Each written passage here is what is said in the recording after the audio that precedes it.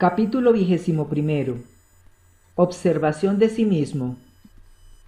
La autoobservación íntima de sí mismo es un medio práctico para lograr una transformación radical. Conocer y observar son diferentes. Muchos confunden la observación de sí con el conocer.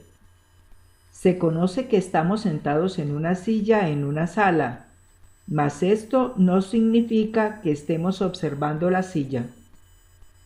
Conocemos que en un instante dado nos encontramos en un estado negativo, tal vez con algún problema o preocupados por este o aquel asunto, o en estado de desasosiego o incertidumbre, etc.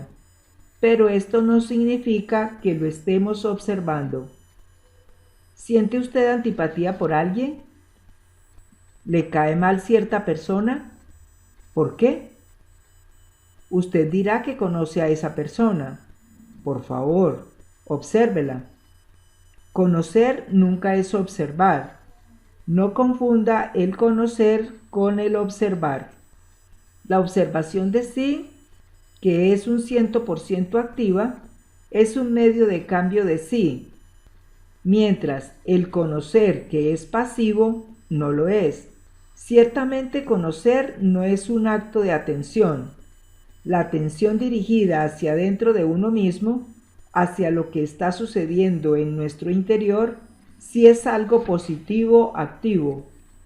En el caso de una persona a quien se tiene antipatía, así porque sí, porque nos viene en gana y muchas veces sin motivo alguno, uno advierte la multitud de pensamientos que se acumulan en la mente, el grupo de voces que hablan y gritan desordenadamente dentro de uno mismo, lo que están diciendo, las emociones desagradables que surgen en nuestro interior, el sabor desagradable que todo esto deja en nuestra psiquis, etcétera, etcétera, etcétera.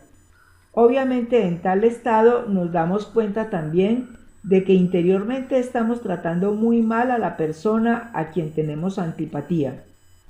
Mas, para ver todo esto se necesita incuestionablemente de una atención dirigida intencionalmente hacia adentro de sí mismo, no de una atención pasiva. La atención dinámica proviene realmente del lado observante, mientras los pensamientos y las emociones pertenecen al lado observado.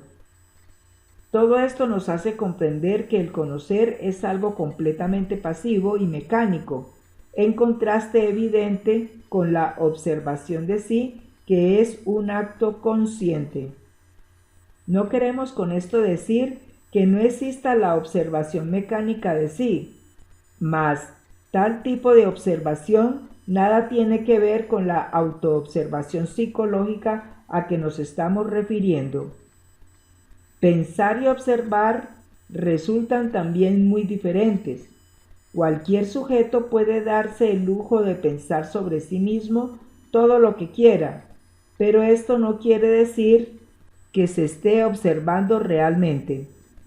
Necesitamos ver a los distintos yoes en acción, descubrirlos en nuestra psiquis, comprender que dentro de cada uno de ellos existe un porcentaje de nuestra propia conciencia, arrepentirnos de haberlos creado, etc. Entonces exclamaremos, ¿pero qué está haciendo este yo? ¿Qué está diciendo? ¿Qué es lo que quiere? ¿Por qué me atormenta con su lujuria, con su ira, etcétera, etcétera, etcétera? Entonces veremos dentro de sí mismos todo ese tren de pensamientos, emociones, deseos, pasiones, comedias privadas, dramas personales, elaboradas mentiras, discursos, excusas, morbosidades, lechos de placer, cuadros de lascivia, etcétera, etcétera, etcétera. Muchas veces, antes de dormirnos, en el preciso instante de transición entre vigilia y sueño, sentimos dentro de nuestra propia mente distintas voces que hablan entre sí. Son los distintos yoes que deben romper en tales momentos toda conexión con los distintos centros de nuestra máquina orgánica a fin de sumergirse luego en el mundo molecular en la quinta dimensión.